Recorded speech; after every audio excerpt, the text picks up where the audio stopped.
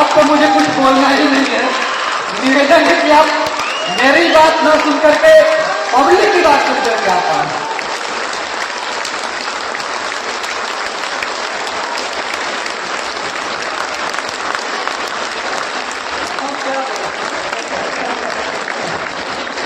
मैं बस यही कहूंगा कि सोच वही जो संज्ञा होए, कर्म क्षेत्र की गंगा होए, तू अशोक का वंशज है तो बोल जहां तक पर क्या हो।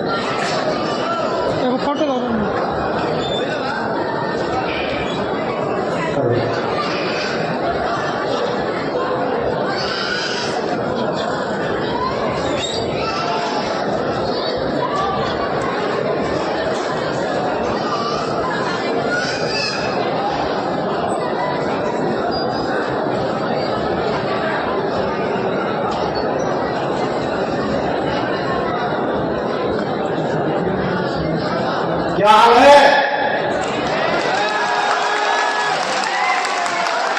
ऐसे नहीं चलता। हमारे गेट नेपाल का है, ये आवाज पहाड़ों के पार जानी चाहिए।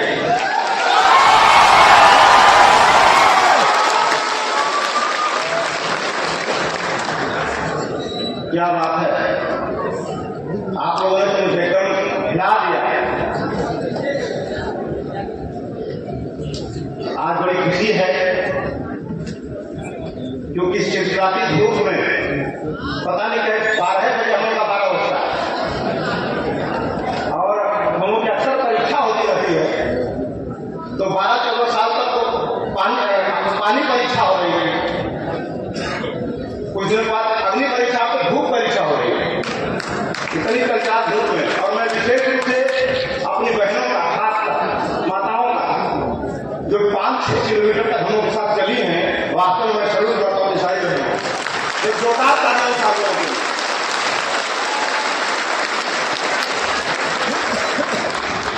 और पूरे देश से आप आए हैं, आज बहुत अच्छा लग रहा है। और मैं चाहूंगा कि इस उत्सव को एक जोरदार ताली से महोत्सव में बदल दीजिए।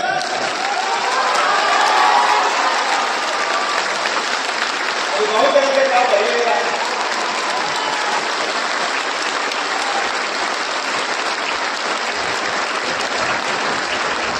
बहुत सुंदर। आज हमारे मंच का बड़ा सौभाग्य है कि हमारे मंच में नेपाल से चलकर आगे साथी जो हम लोग में जो मौजूद हैं, अब तो नेपाल से रिश्तेदारी पहले भी हो गई, तो नई रिश्तेदारी होनी चाहिए। पुरानी रिश्तेदारी पुरानी हो गई, नई रिश्तेदारी होनी चाहिए। सीताराम खोजे लेकिन मिला नहीं, होगा मिलेगा, शुरू हो गया। एकदम सहज हो जाइए क्योंकि अशोक एक सहज व्यक्ति का नाम। टेंशन होगा तो अशोक का मतलब मामला नहीं है। टेंशन से बहुत सारी चीजें हैं। अशोक का मतलब ही अशोक, शोक से जो फ्री हो जाए, टेंशन फ्री, अशोक हो जाए, वही अशोक है। तो आज हम लोग, हमारे मंच का सौभाग्य है कि हमारे मंच पे हम सबके राष्ट्रीय अध्यक्ष सम्मानित दीननाथ मौर्य जी हमारे मंच पर बैठे हैं, जिनकी अध्यक्षता में हम सभी लोग, उनकी छत्रछाया में हम सभी लोग काम करते हैं।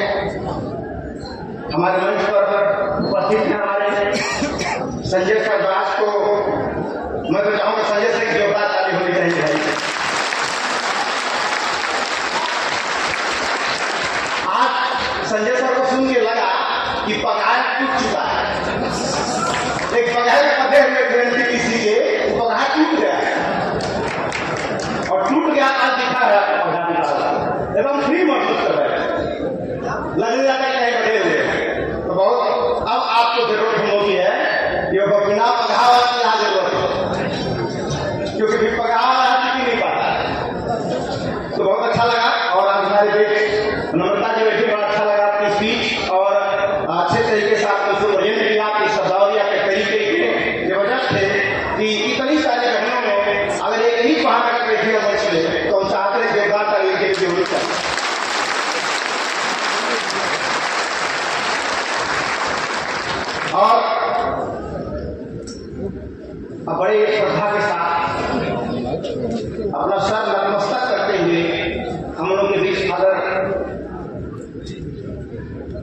बैप्टिस्ट यूनियन चर्च के आप फादर एमरी सर, बहुत श्रद्धा से आपका नमन करता हूँ।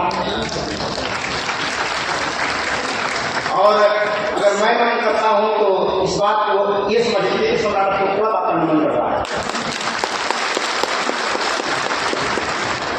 और आज तो मैं कमालुद्दीन सर को देख रहा था कि इनको कार्यक्रम बुलाने लायक नहीं है, इनको अकेले बुलाना है ताकि ढेर के तक नहीं होगा, क्योंकि यहाँ टाइम का अभाव होता है। अब हमको वहां बुलाना होगा, चाहे ये कहते कि खत्म हो गया, टाइम खत्म होने देंगे। बहुत कुछ सीखना आपको, बहुत कुछ सीखना है और अकेले बुलाया जाएगा आपको फिर से, क्योंकि कुछ बात है कि धरती मिट्टी नहीं हमारी, दौरे जहां है जीवन सदियों रहा है कि दौरे जमा रहा। और आपने संविधान की चर्चा की है, वास्तव में वो दिल की बात बोल रहे हैं, हृदय से निकल रही कोई शब्दावली, हृदय से निकल रही है। यानी संविधान को बचाना मतलब सम्राट अशोक को बचाना। ये वाक्य में अपने आप में बड़ा दम है, बस इसके एहसास को आप ठीक कीजिए, तब पता चलेगा वो कहना क्या चाह रहे हैं। और हमारे बीच हमारे महाप्रबंधक जो बड़ा धैर्य के प्रतीक है, और मैं तो कभी कभी शांत बैठता हूँ तो अपनी छवि डॉक्टर आरपी जी को देखता हूँ और आप ही के बेटे हैं, और मैं चाहता हूँ जोरदार ताली आपके लिए। जिस तरह आप काम कर रहे हैं संगठन के, वास्तव में आपको सलूट करने का मन करता है। और हमारे बीच जो बैठे हुए हैं, ये उन दिनों के हमारे साथी हैं जब दुनिया पूछती नहीं थी, दुनिया पूछती नहीं थी। उन समय इन्होंने अपने कंधे पर बैठा कर घुमाया है इस समाज में। तो मैं चाहता हूं तहे दिल से अपनी गाड़ियों को लेकर घुमा। आज वो दिन सोचता हूं तो बहुत श्रद्धा आती है आपके प्रति। और हमारे बीच डॉक्टर रविंद्र जी उत्तर प्रदेश के अध्यक्ष बैठे हुए हैं, बड़ा अच्छा आज वक्तव्य सधे शब्दों में आ रहा था और बड़ा ही तहे दिल से आपका शुक्रिया अदा करता हूँ डॉक्टर रविंद्र जी। और आपके कुलेंदु जी जो बक्सर जिले से आए थे, धीरे धीरे कोशिश कर रहे थे कि सम्राट अशोक जीत गए जब कल युद्ध, तो उन्हें खुशी नहीं मनाई, मातम मनाया, जिनको फादर ने कोट किया था इस शब्द से। बहुत अच्छा लगा। तो आज हम सब लोग इन्हीं सब बातों की चर्चा करते हुए, अपने संविधान का सम्मान करते हुए, और आज जिनके जन्मदिन पर इकट्ठा है उनके जन्मदिन पर आज हम लोग नमन करेंगे। और हम लोग का सौभाग्य है, मैं तो कभी कभी सोचता हूं कि सम्राट अशोक को छू करके लगता है कभी कभी हम लोगों ने किसी के दुखती नक्श को हम लोगों ने छू दिया। सम्राट अशोक को छूकर किसी के दुखती नक्श छू दिया हम लोग। यही पटना है, यही पटना है, यही बोध गया है। और पड़ोसी में सारनाथ है, ये पाटलिपुत्र, सारनाथ और बोध गया। मैंने बोध गया से सूर्योदय हुआ था, एक सूर्य का जन्म हुआ था। सारनाथ तो उसकी किरणें निकली थी, लेकिन पाटलिपुत्र की ताकत जब आई तो सूर्य अपने पूरे उठान पर पूरे दुनिया उठाया। ये तीनों बड़ा महत्व है। तो आज हम लोग उन सारी चीजों की चर्चा करके एक छोटी सी बोध कथा से बात शुरू करूंगा, क्योंकि आज हमारे मंच पे कमालुद्दीन सर हैं और फादर बैठे हैं उनके मंच में। आज इस बोध कथा का बड़ा ही औचित्य है। एक आदमी था, तो मर गया, तो मरने के बाद वो गया स्वर्ग में, तो स्वर्ग के द्वार पे गया तो आके दरबान से पूछता है आदमी कि भाई इस स्वर्ग में मोहम्मद साहब है क्या? दरबान ने कहा कि मैं तो इसी गेट पे खड़ा रहता हूं स्वर्ग में, इस नाम में कभी तो कभी स्वर्ग नहीं आया। बोला अच्छा, तो ईसा मसीह आए थे क्या? ईसा मसीह कभी आए थे क्या स्वर्ग में? बोला नहीं, सब ऐसा नाम है स्वर्ग में आए नहीं, खुद आए थे क्या स्वर्ग में? बड़ा ये सब नाम लोग जो ले रहे हो, इनका तो मुझे कहीं लगता है स्वर्ग में कभी नहीं आया। तो चला गया नरक के गेट पर। तो नरक के दरबान से पूछा कि आप कोई मोहम्मद नाम का आदमी है? बोला हाँ है ना। बोला कहाँ? बोला देखो वहां लोग लड़ रहे हैं, झगड़ रहे हैं, लोगों को झगड़ा खुल जा रहा है, लोगों को मैत्री का संबंध बता रहा है। अच्छा थोड़ा ईसा मसीह है क्या? तो हाँ देखो नरक में ईसा मसीह बैठे हैं। तो क्या करेगा? देखिए वो दिन दुखियों के दुख दूर कर रहे हैं, उनकी पीड़ा दूर कर रहे हैं। तो बोला अच्छा बुद्ध देखो बुद्ध नहीं है नरक में। तो वो क्या कर रहे? बोला देखो लोग लड़ रहे झगड़ रहे, उनके अंदर करुणा मैत्री का प्रवाह कर रहे हैं चारों तरफ। वो पागल हो गए। बोला कि तीनों लोग उस दुनिया के सर्वश्रेष्ठ लोग थे जहां से मैं मर के आया हूं। तो इतने महान लोगों को स्वर्ग में जाना चाहिए, नरक में क्या करना है? इनको तो अच्छे कामों के बदले स्वर्ग में जाना चाहिए, वहां के महान लोग थे। नरक में क्या करना है? तो नरक के दरबार में ये बात कही, अगर दिल छू दे तो ऐसा करा दीजिए। नरक के दरबार में कही कि किसने कह दिया कि अच्छे लोग स्वर्ग जाते हैं? सच्चाई ये है कि अच्छे लोग कहां चले जाते हैं, वो नरक में स्वर्ग हो जाता है।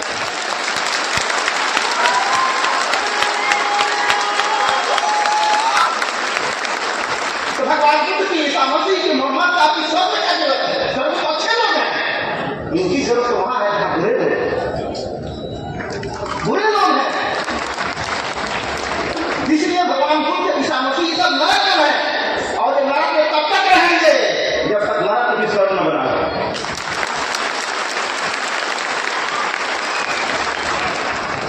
अब आप सोचिए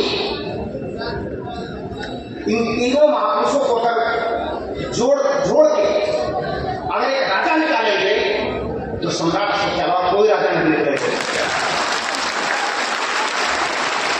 इन तीनों महापुरुषों को अगर तेरेंगे तो जो रस निकलेगा वो रस ही सम्राट से।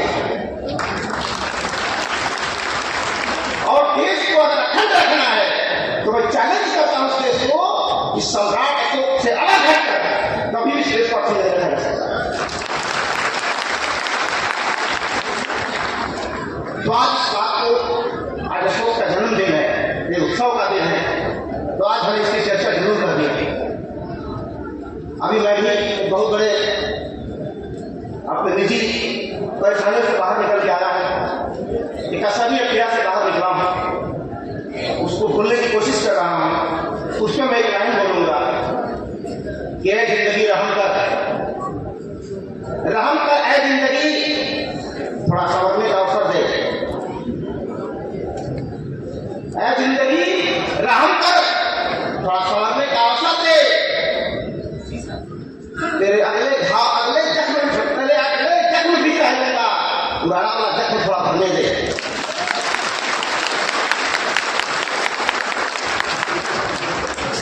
तो इस तरह से हम सारे लोग शुरू किए।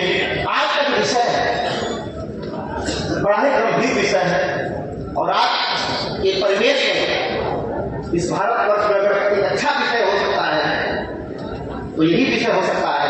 और इस विषय को कोई सोच सकता है तो सम्राट को कभी सोच सकता है, और कोई सोचने वाला है। जो संजय सर बता रहे थे कि सम्राट अशोक वाले ऐसा संगठन है कि सम्राट अशोक को किताबों से, लाइब्रेरियों से निकाल के पब्लिक में लाया। नहीं तो इस पर तो खाली यूनिवर्सिटी में चर्चा हुआ करती थी, विश्वविद्यालय में चर्चा होती थी। तो अशोक का जो नीति है, अशोक का जो धर्म है, जब अंतिम व्यक्ति की भलाई के लिए है तो उनका मैसेज भी व्यक्ति के और समाज के अंतिम व्यक्ति तक पहुंचना चाहिए। और अंतिम व्यक्ति तक सरकार नहीं पहुंचा सकती, अंतिम व्यक्ति तक हम ही आप पहुंचा सकते हैं। तो मैं मुख्यमंत्री महोदय अभी आए नहीं है, उन्होंने इस पर्व को, मैं कल गया था शाम को रात में, हम और मिशन भी है यहाँ पे कन्वेंशन केंद्र, सोता वाला कन्वेंशन केंद्र में, तो कैनोपी वगैरह लगाकर शानदार तैयारी हुई थी। दरबार से मुझे ये क्या है कि मुख्यमंत्री की तरफ से तैयारी है, कल यहाँ राष्ट्रीय महोत्सव मनाया जाएगा अशोक के ऊपर। तो मुझे आंसू आ गया उस शब्द को लिखे हुए देखकर, मुझे आंसू आ गया। तो जो पहली बार मैं पटना आया था तो यहाँ की जो सबसे गंदी जगह है उस जगह का नाम है बुलंदीबाग। जगह का नाम बुलंदी बाग, जो सबसे गंदी जगह है, नाम उसका बुलंद है। कितनी मुश्किल से वो जगह पे एक पैर रख के गया था, इतनी गंदगी थी वहां। और जहां वो ऐसी जगह जहां सम्राट अशोक ने जन्म लिया, बुलंदी बाग बुलंद थी वो। जब मैं कल का जब मैंने देखा कि सम्राट अशोक के जन्मदिन के अवसर पर राजकीय समारोह में, तो मेरा सीना इतना चौड़ा हो गया कि वो दिन याद आ गया कि जब हिंदुस्तान आया था, जब हिंदुस्तान भारत घूम रहा था, तो अपनी किताबों में लिखा हिंदुस्तान में कि जब मैं पटलिपुत्र में आया था तो उसमें बड़े पैमाने पर सम्राट अशोक की जयंती मनाई जाती थी। आज इसका दिन साकार हो जाता है, साकार हो गया। तो इसको छोटा काम मत समझिएगा।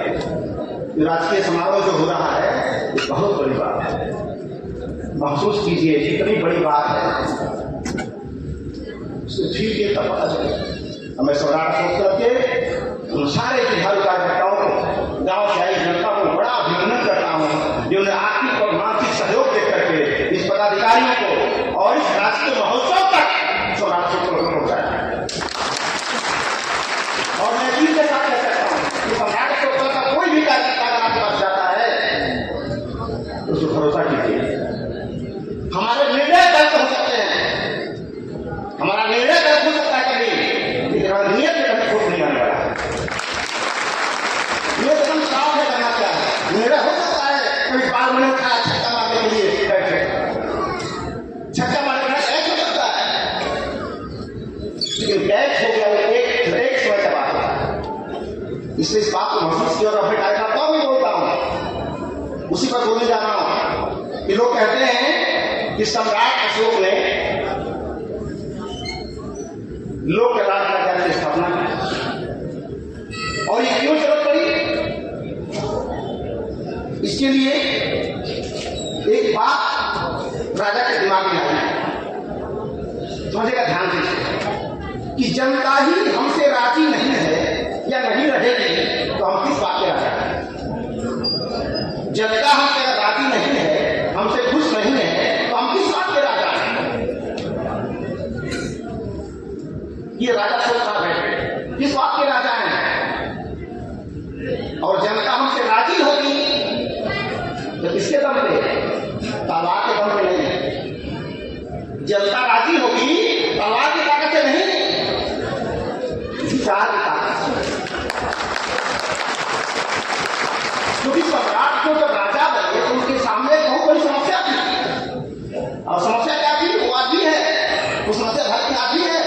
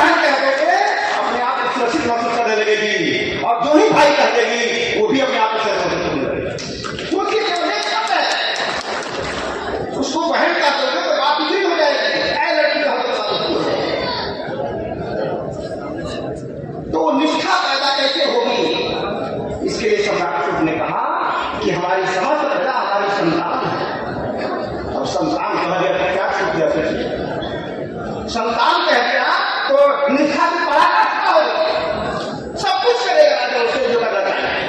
और वो भी कैसा कि लोग ही नहीं पर लोग, मैंने दोनों लोगों में हमारी संतानें सुखी हो, ये निष्ठा है। अब ये निष्ठा अस्थायी कैसे होगी, इसके लिए जरूरी है भरोसा और विश्वास। यानी राजा और प्रजा के बीच में भरोसा विश्वास पैदा होना चाहिए। जैसे आज ही हो, आज बोले जनता को भाइयों तुम लोग मेरे वोटर हो और तुम हमारे नेता, हम तुम्हारे नेता, आप लोग हमारे वोटर हो और हम आपके नेता हैं, इसको आस्था है। जनता को वोटर समझा है कि वोटर में का नाम है और चुनाव लड़ रहा है, वोट देने वाले हैं, हमारे वोटर है। तो कोई नेता वोटर कहता है इसका मतलब हमारी आस्था नहीं है। और तलवार की जो धार है, तलवार घंटा 2 घंटे में बनाई जा सकती है, उस पे धार 10-15 मिनट में दी जा सकती है, लेकिन निष्ठा बनाने में और पैदा करने में बरसों लग जाता है, बरसों लग जाता है। और उसी निष्ठा का परिणाम है कि आज 2300 साल के बाद भी इतने लोग जन्मदिन मनाने के आए। उसी निष्ठा की ताकत है जितने लोग जन्मदिन मना रहे हैं, जाते मारे नहीं मना रहे, क्या सब तलाव से मार रहे हैं। यह है निष्ठा। एक छोटी सी हिटलर की घटना है, जब बात कहूंगा समझ में आएगी।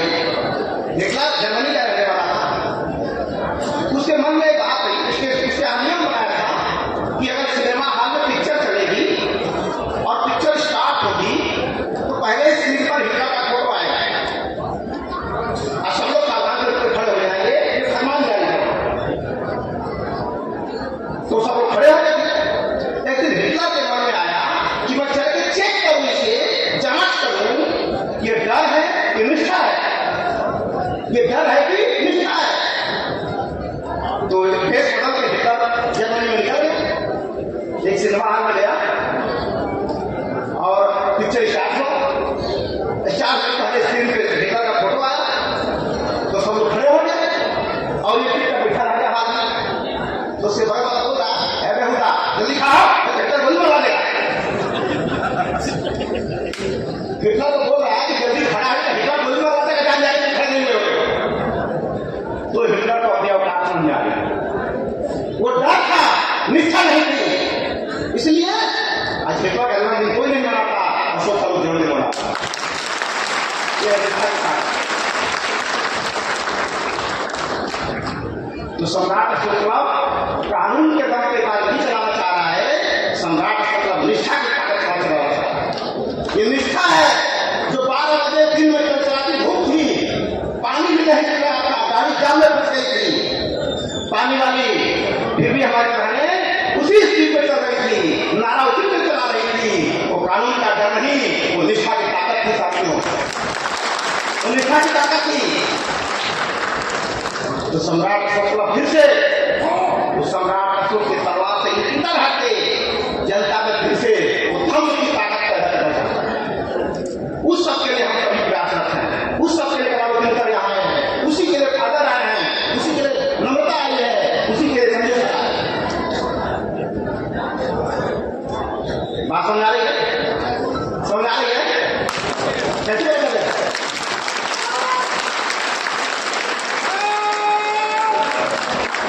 समझ जाने का मतलब दिमाग का ताला खुलना चाहिए। क्योंकि मजे की बात है कि जिस ताले से, जिस चाबी से ताला बंद होता है, उसी चाबी से ताला खुलता भी है। और ताला कितना बड़ा हो, चाबियां छोटी होती। तो आपका जो 2000 साल पहले जो ताला बंद हुआ था, वो एक विचार की चाबी से किसी ने बंद कर दिया था। वो पाखंड का विचार था, वो ढोंग का विचार था, अंधविश्वास का विचार था। उस विचार की ताकत से आपका ढक्कन बंद कर दिया दिमाग का। अच्छा भैया हरा गए, चबियों हरा गए नालंदा में, नालंदा जल गई, तुम रखिया में हरा गए चढ़िए। नालंदा तो जल गई, उसी रखिया में चबिया हरा गई। अब क्या हुई? अब संगठन पैदा हुआ, तो दूसरा शादी बना, दूसरा चाबी। तो शुरू लोग क्या बोलते थे, कहां से चाबी आ गई,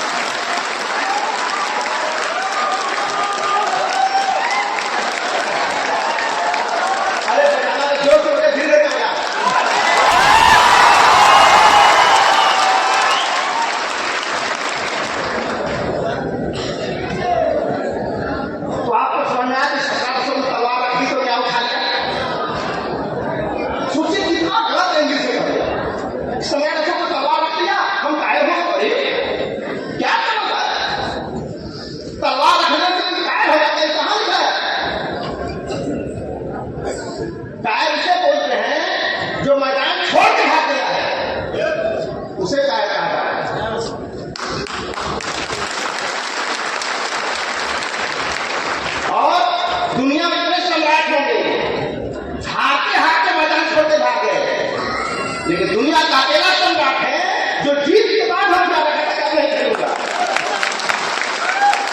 जीता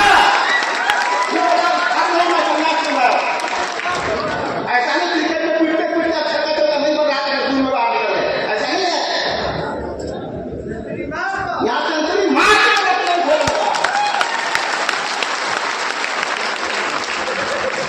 इसको हल्के मत लीजिएगा, इन चारों का एहसास कीजिएगा ये सारी चीजों को। तो जब राजा और प्रजा के बीच में पिता और पुत्र का संबंध हो गया तो सोचिए कितनी बड़ी निष्ठा पैदा होगा, और इस निष्ठा की ताकत से समाज बढ़ेगा।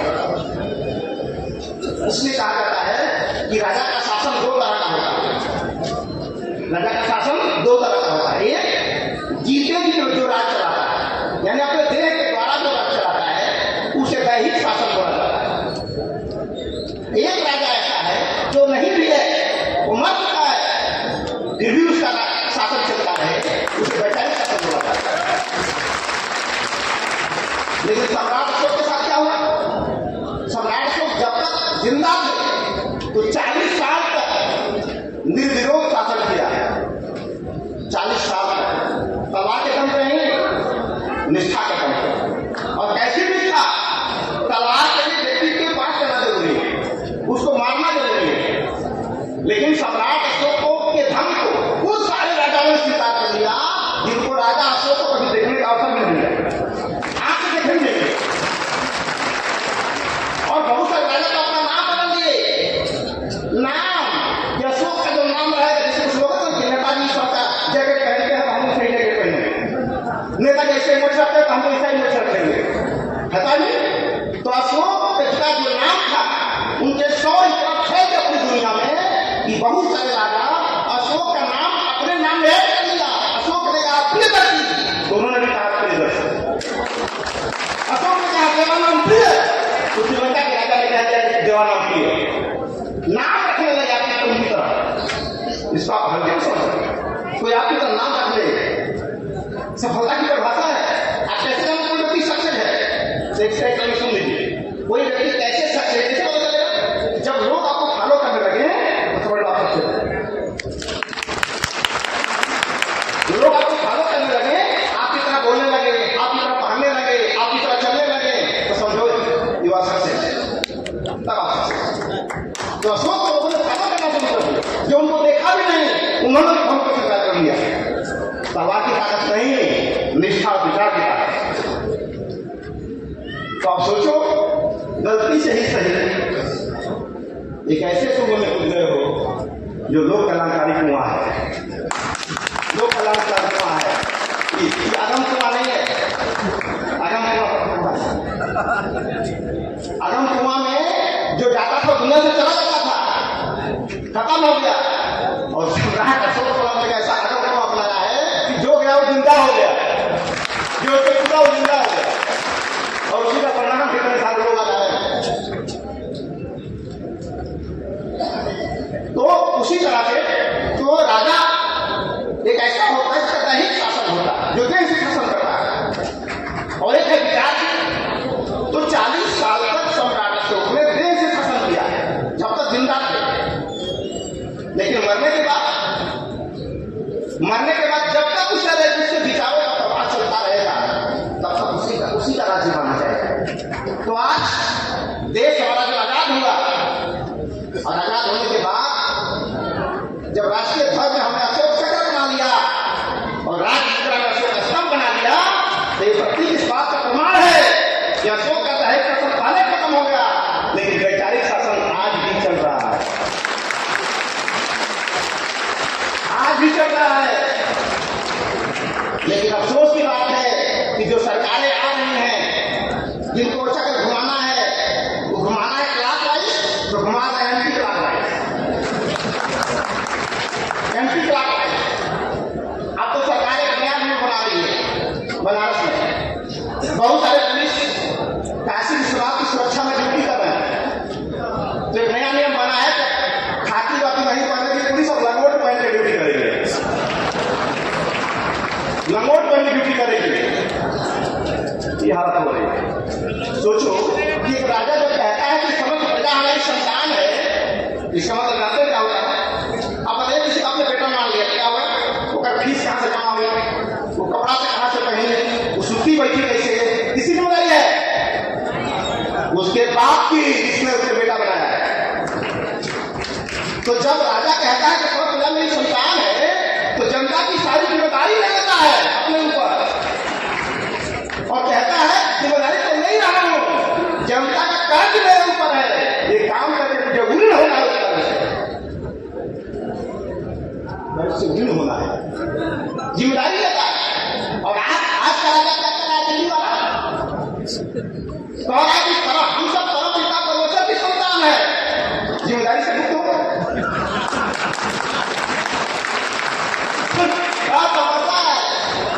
तो होता है कि हम सब परम पिता परमेश्वर की संतान है, तो फीस कौन जमा देगा?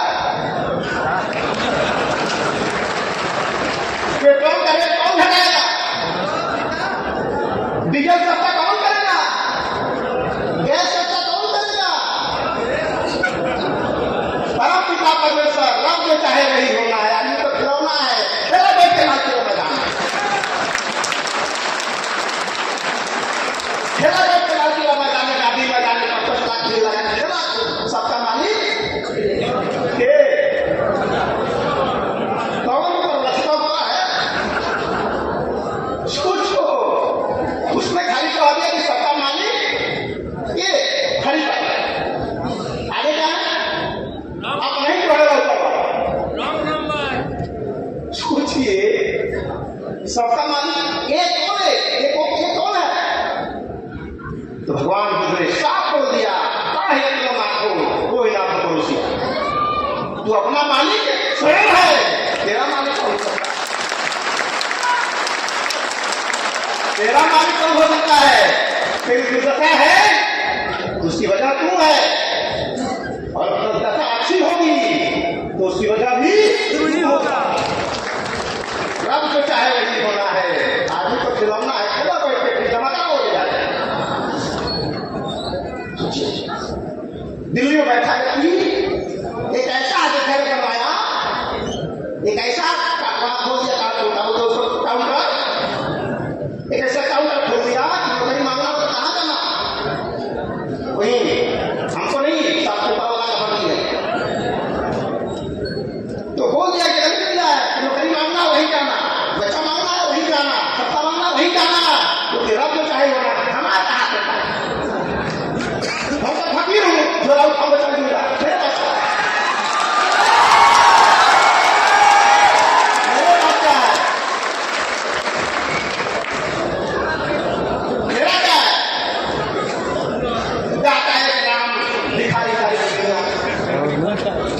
मंदिर किसका बन गया? बन गया ना? तो दाता एक ही दाता है, तो बहुत भरा जा मांगा जा रोटी रोजगार, तू मांगा जाते क्योंकि दाता एक काम भिखारी चाहिए, मांगा भी बैठ के भीख मांगे कहीं जाए।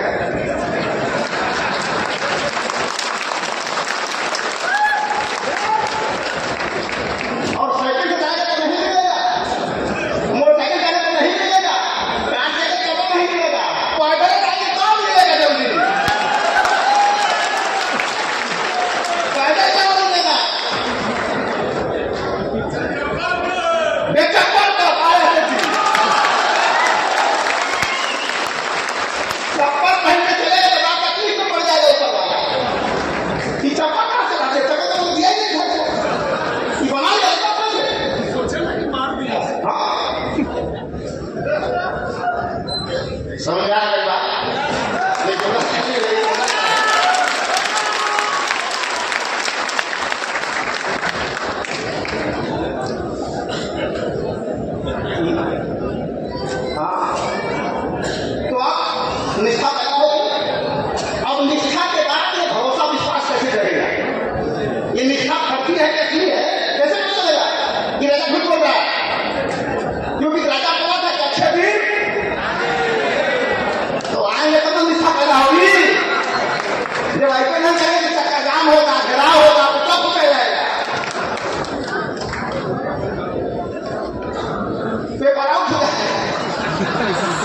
पेपर आउट हो जाएगा।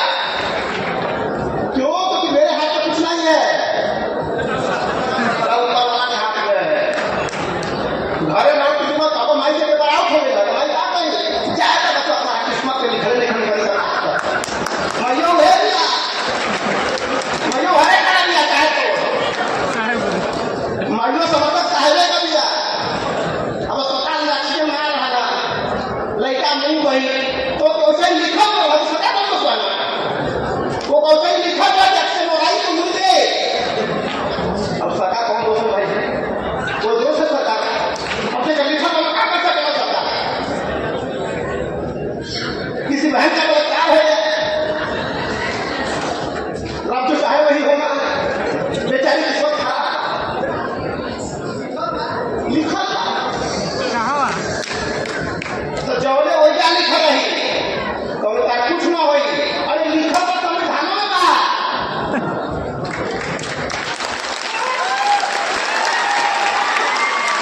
लिखा तो संविधान में बा, लेकिन वहां लिखा गया था तो अहिल्या का के साथ भगवान ने क्या कर दिया होगा, उतना दुष्कर्म करने के बाद में भगवान ने बना रहा। ये भगवान का कानून है और हमारे यहाँ कानून क्या है, वही काम परम पूज्य आसाराम बापू ने किया। तो कहाँ है आज?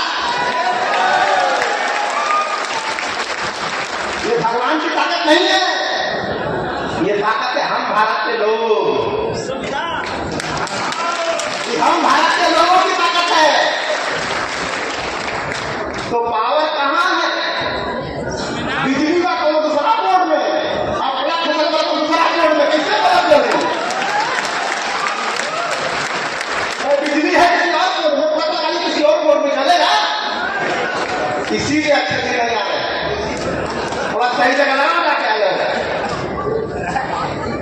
इतने लोगों ने सही जगह लगा लिया, इतने लोगों ने सही जगह लगा लिया, कम यहाँ है।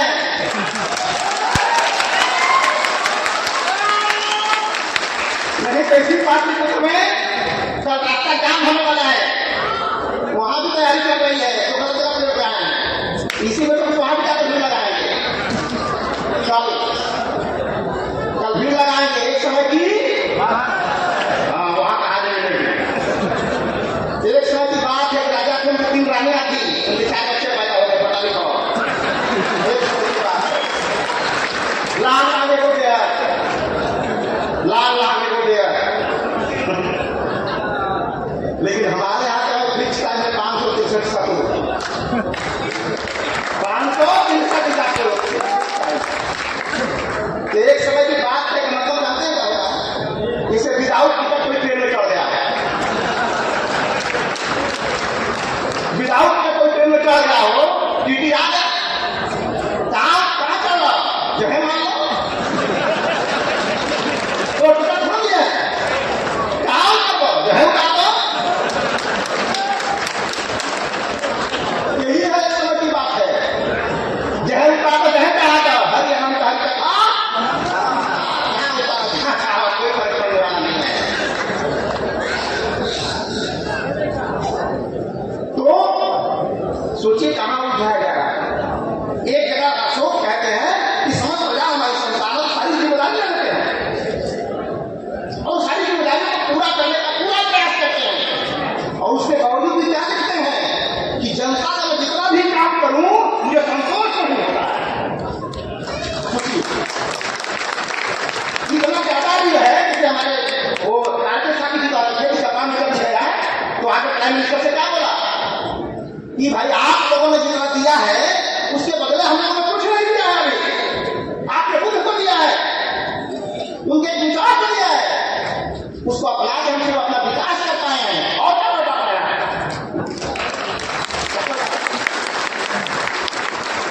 तो अशोक भी वही कहा है कि जनता का इतना कर्ज मेरे ऊपर है, इसे जितना भी मैं करने की कोशिश करूं मैं उड़ी नहीं हो पाऊंगा, क्योंकि राजा का संपूर्ण समय जनता के लिए होता है। और मैं खास करके नेतागिरी करना चाहता हूं, बोलना चाहता हूं तो कि राजा का संपूर्ण समय जनता के लिए होता है, और जिनके पास संपूर्ण टाइम जनता के नहीं है, इस तरह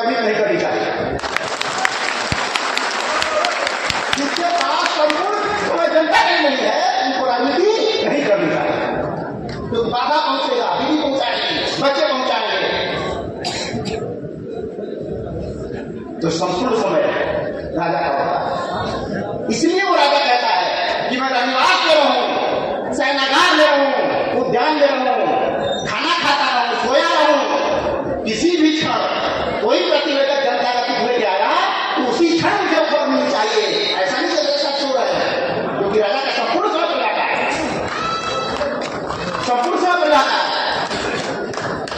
इसलिए भारतीय संविधान को फॉलो करता है।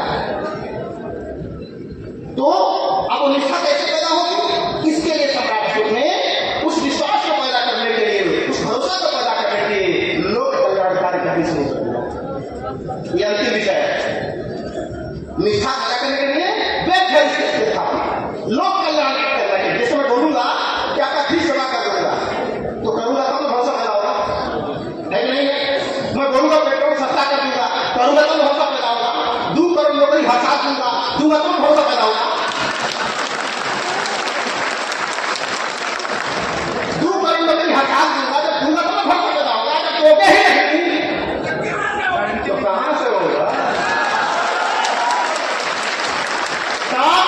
पब्लिक नहीं बोलेगी, सवाल बोलेगा, बढ़िया सरकार चल रही है, पब्लिक कौन बोलेगा? बड़ा वाला बोलेगा, मीडिया वाला बोलेगा, क्योंकि वो अपना बचा लिया है, उसका संविधान है। अब आप बोलिए हम क्यों बोल रहे हैं? मेरा वो काम नहीं है। मैं तो सलाह कहूंगा कि हाथी हिल रही है, न डोल रही है, न खा रही है, न पी रही है, न सांस ले रही है। मैं आप बोले तो मैं ही बोलूंगा। मैं तो इतना ही बोलूंगा कि जो कहे हो वो करोगे तो भरोसा पैदा होगा। अशोक ने इसी भरोसा को पैदा करने के लिए लोक कल्याणकारी कार्य किया, ताकि जनता मेरा भरोसा बना रहे। और उसी भरोसे के दिन है, उसी भरोसे की देर थी कि 40 साल तक शासन किया अशोक ने, 40 साल अकेले। और इतना चलाने के बाद वो नहीं रहे तो उनके मरने के बाद जो इतिहास लिखे, उन्होंने क्या लिखा कि बड़े बड़े राजा महाराजा पैदा किया अनेक राष्ट्रों में, लेकिन कोई राष्ट्र एक ऐसा शासक पैदा नहीं कर सका जिसको अशोक के सफर खड़ा किया। ऐसा राजा भारत में सोचिए नहीं रहने का। सरकार ने अच्छी वर्ष में लिखा, अशोक के दर्द में लिखा कि गोली मारने नहीं रहे, वो सच्चाई लिखा। तो विदेश वालों ने अच्छा लिखा और इंडिया में क्या लिखा? जो भारतीय लोगों ने क्या लिखा? एक भट्टो की दीक्षित के इतिहास का उन्होंने क्या लिखा कि प्रियदर्शी अशोक लिखे। प्रियदर्शी का मतलब मूर्ख होता है, बड़ी बात है। प्रियदर्शी का मतलब मूर्ख होता है। तो मैं भी एक किताब लिख रहा हूँ अशोक के ऊपर, तो उसका जवाब इसमें लिख रहा हूँ कि अगर महोदय दीक्षित जी, अगर प्रियदर्शी का मतलब मूर्ख होता है तो श्रीमती इंदिरा गांधी प्रियदर्शी लिखती थी, क्या उसका मतलब मूर्ख नहीं होगा? क्या इंदिरा गांधी प्रियदर्शी को मतलब मूर्ख नहीं होगा? यानी तू केवल प्रियदर्शी का पूर्ति, हम केवल का नशा है। आप लोग तो प्रियदर्शी का पूर्ति है, हम केवल तो नशा करना है। तो दुनिया दूरदर्शी हो सकती है, दुनिया सूक्ष्मदर्शी हो सकती है, लेकिन हम तो दोस्तों प्रियदर्शी हैं। हम तो प्रियदर्शी हैं। और प्रियदर्शी का वो मतलब नहीं होता जो अब तक पढ़ाया गया संविधान। प्रियदर्शी का मतलब वो नहीं होता है जो अब तक किताबों में लिखा गया। दूरदर्शी का मतलब क्या होता है? जो दूर तक देखे ना। आप प्रियदर्शी का मतलब वो पूरी ना लिखे। प्रियदर्शी का मतलब वो केवल अच्छी चीजों को देखता है, यानी समाज में सकारात्मक चीजों को देखता है और नागरिकों को छोड़ देता है, वो प्रियदर्शी है। प्रियदर्शी मतलब प्रिय को देखने वाला, अच्छाई को देखने वाला, बुराई को देखने वाला नहीं। लेकिन लोगों ने आके लगाया कि प्रियदर्शी का मतलब अशोक का सुंदर दिखते,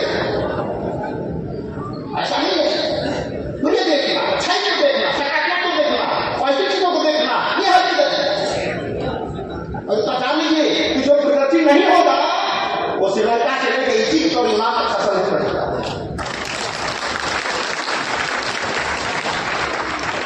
तो बातें बहुत है। अशोक एक महान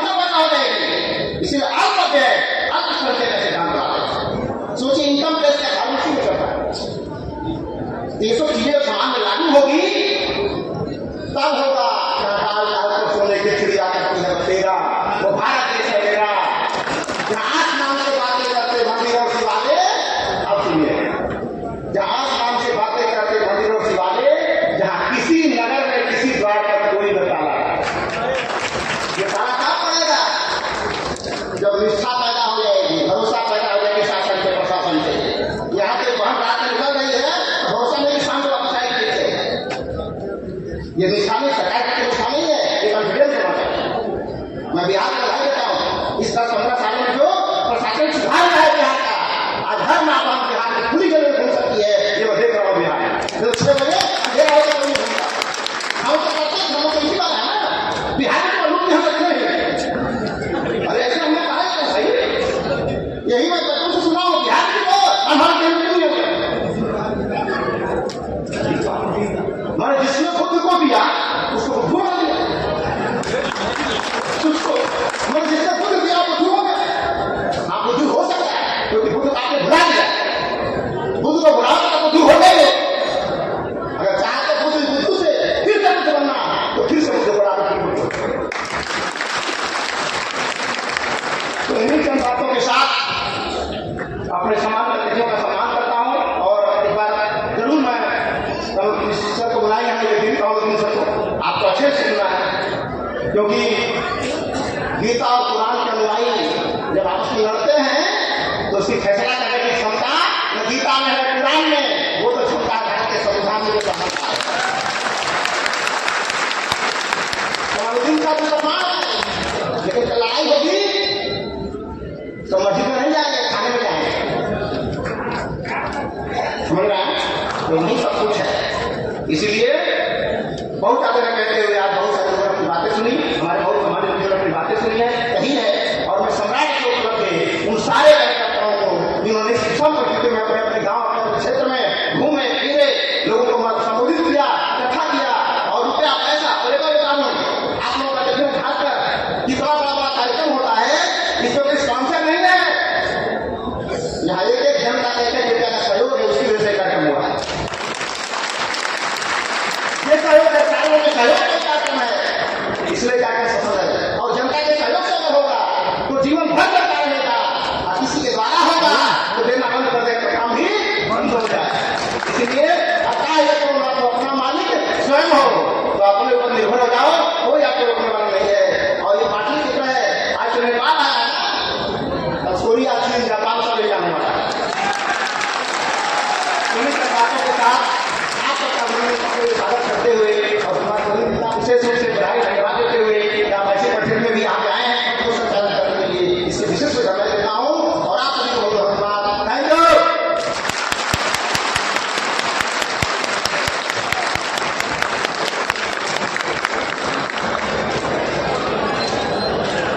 बहुत बहुत धन्यवाद दर्शक। आप लोग बैठे, अभी हमें अध्यक्ष जी को सुनना है।